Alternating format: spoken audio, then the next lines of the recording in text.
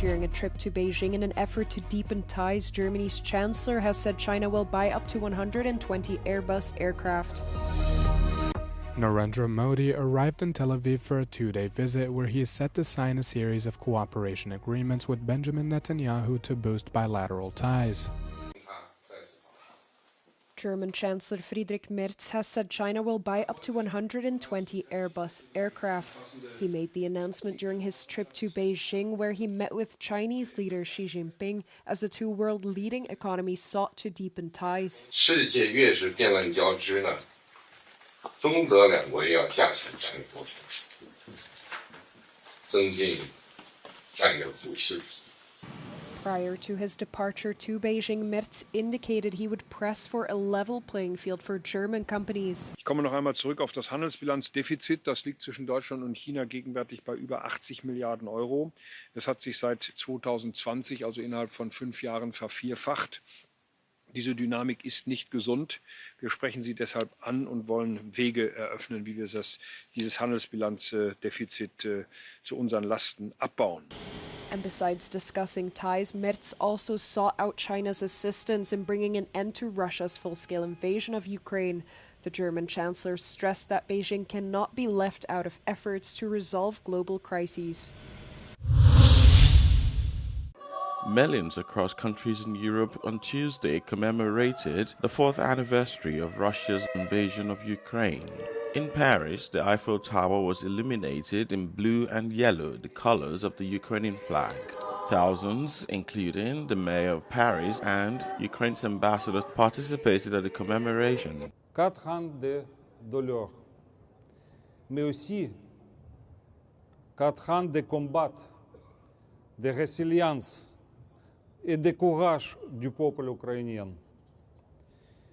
Une chose est sûre, le monde connaîtra les Ukrainiens comme des combattants et des vainqueurs.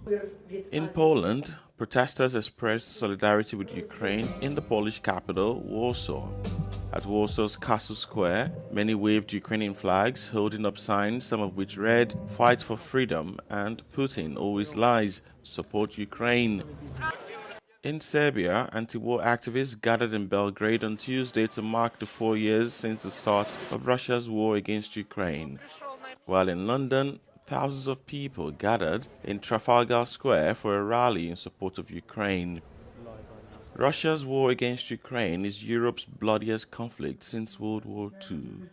Moscow had hoped to take Kyiv in days when it launched its invasion on 24 February 2022. 4 years later, with hundreds of thousands dead, millions forced to flee their homes, and much of eastern Ukraine destroyed, Moscow has not achieved all it wanted in the conflict.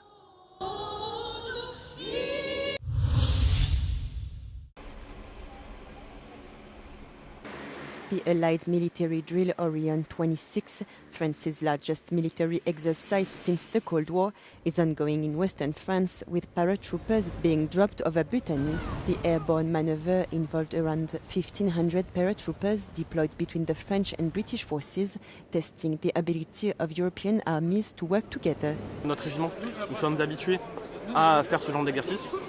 Néanmoins, celui-ci est quand même particulier, car on a une dimension interarmée, donc avec notamment la marine, l'armée de l'air, typiquement, mais aussi interalliée, avec les différentes nations qu'il y a sur l'exercice. Typiquement, dans cet avion, j'ai 2 Britanniques qui sont avec moi. The 3-month drill, launched 2 weeks ago, mobilizes 12,000 troops, 25 ships and 140 aircraft. France and 24 countries are conducting large-scale military drills to prepare for high-intensity conflict amid escalated threats from Russia. Exercise Orion is an opportunity for both brigades to work together, to practice working together, to remind ourselves what we need to develop and what works really well. We're also working with the Italians on this exercise, and it's great to be jumping with the French, great to be jumping with the Italians and doing things together. The exercise uses a fictional conflict between 2 invented nations, Anland and Mercury, as a proxy for the current Russian threat in Europe. The European Union will give €40 million in support for the wine sector to help French winemakers struggling with US tariffs and falling demand, the bloc's farming chiefs said ahead of a major agricultural fair on Wednesday.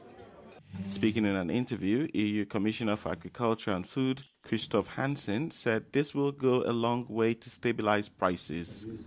On a libéré 40 millions d'euros de la réserve agricole, notamment pour permettre à la France aussi la distillation des crises, ce qui va enlever des volumes du marché et ce qui va stabiliser aussi les prix, à côté du paquet vin qu'on vient d'adopter également, qui permet l'arrachage, par exemple, et aussi de commercialiser du vin à 0% d'alcool ou à alcool réduit.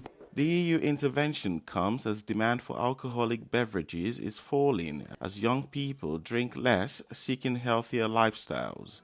The situation has also been compounded by growing competition and tariffs on European wine exports imposed by US President Donald Trump. The EU aid, which is yet to be formally put in place, adds to a €130 million fund set up by Paris, offering loss-making owners subsidies to uproot their vines. It also comes on top of a raft of measures the bloc adopted this week to support European winemakers.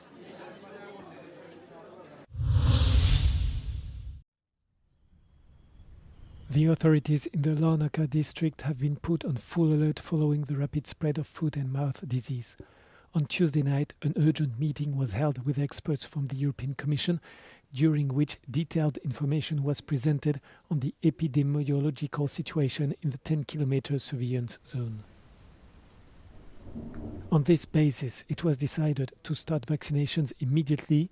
The first vaccinations will be carried out in the most dangerous areas, known as red zones, while each unit will be managed according to the data collected, combining vaccinations and, where necessary, euthanasia of animals to prevent further spread.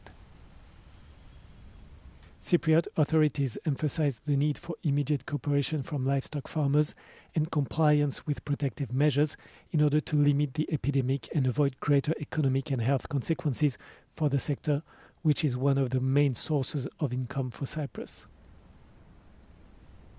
At the same time, some 20,000 vaccines are coming to Cyprus from the occupied territories, where it was first reported the epidemic of foot and mouth disease, and European Commission said that more than 500,000 vaccines will be sent to Cyprus. Lockdown measures and disinfections are ongoing, with authorities stressing the need for everyone to comply.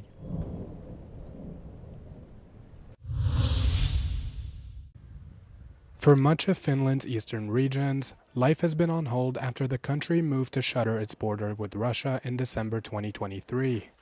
Helsinki accused Moscow of hybrid warfare in orchestrating a surge of 1,300 migrants across the border, an allegation the Kremlin denied. In several areas, business has ground to a halt after the decision. Many small cafes, restaurants, and shops relied heavily on the daily border crossings as a core part of their revenues. At its peak, almost 2 million people crossed the border into Finland a year, but now there are none, suffocating local trade. Many have had to reduce operating hours, significantly cut back on costs, with employment being the main slash, or close entirely. Unemployment in Finland is already the highest in the EU, sitting at 10.2%, but in border areas like Tomajärvi, that figure sits at a dramatic 18.2%. Some local officials had complained that there hasn't been enough government support to ease the burden on their communities after the closure. But while many complained of the difficult economic conditions plaguing their areas, they believed the decision to close the 1,300-kilometer border was justified.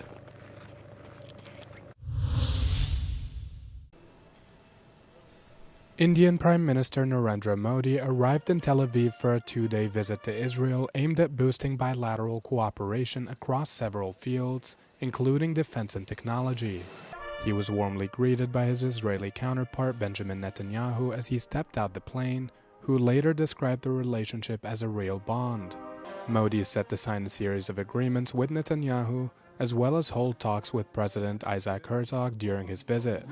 He has also been invited to address the Israeli parliament, a rare event for the Knesset, underscoring the two nations' deep ties. U.S. President Donald Trump delivered the longest ever State of the Union speech on Tuesday as he defended his administration's increasingly unpopular policies. Underwater in opinion polls, Trump fears his Republican Party will lose control over Congress in the November midterm elections.